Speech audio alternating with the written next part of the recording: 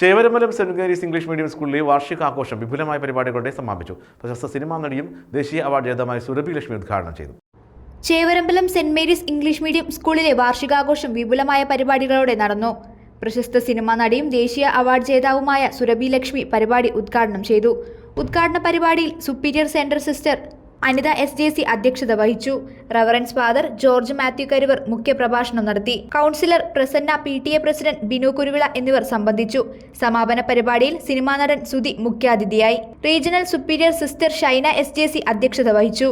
Kattappana Don Bosco school principal father Varghese Edachira മുഖ്യപ്രഭാഷണം നടത്തി. PTA vice president Megha Vasudevan, school manager sister Soly, principal sister Anis തുടങ്ങിയവർ സംബന്ധിച്ചു. വാർഷികാഘോഷത്തിന്റെ ഭാഗമായി വിദ്യാർത്ഥികളുടെ വൈവിധ്യമായ കലാപരിപാടികൾ നടന്നു. ഈ ഒരു പ്രോഗ്രാം എനിക്ക് തോന്നുന്നു ഏകദേശം ഒരു മാസത്തോളമായി എന്നെ വിളിച്ച് ഏൽപ്പിച്ചിട്ടുണ്ട്. അതിനുശേഷം ആനീസ്മയോടും ഇവിടുത്തെ ടീച്ചർ ആയിട്ടുള്ള രശ്മി ടീച്ചറെല്ലാം ഇടയ്ക്കിടയ്ക്ക് എന്നെ ബന്ധപ്പെടുന്നുണ്ടായിരുന്നു. അതുകൊണ്ട് തന്നെ എനിക്കിത് ഈ ഫോണിൽ കൂടെ കുറച്ചൊരു അടുപ്പം വന്ന് പോലുള്ള സ്കൂളാണത്.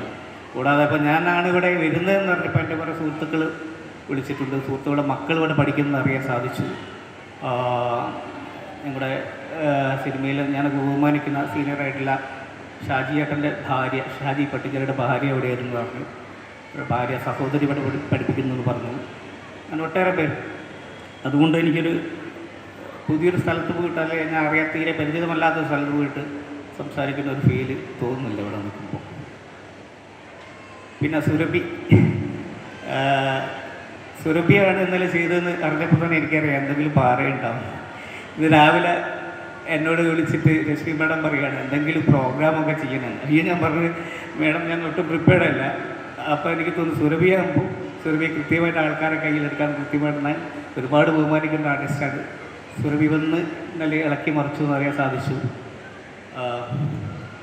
പിന്നെ ഈ പ്രോഗ്രാമിൻ്റെ കാര്യത്തിലോട്ടാ, ഇത് ഒരു കൾച്ചറൽ ഇവൻറ്റ് മാത്രമാണ്, ഇത് മത്സരമല്ല എന്ന് ഒരു ആനുവൽ മീറ്റ് മാത്രമാണെന്ന് പറഞ്ഞപ്പോൾ ഒരു ചെറിയ സന്തോഷമുണ്ട്. കാരണം മത്സരിക്കുക എന്നുള്ളത് കഴിഞ്ഞ കാലത്തായിട്ട് കണ്ട ഒരു വീഡിയോ കണ്ടാലറിയാം.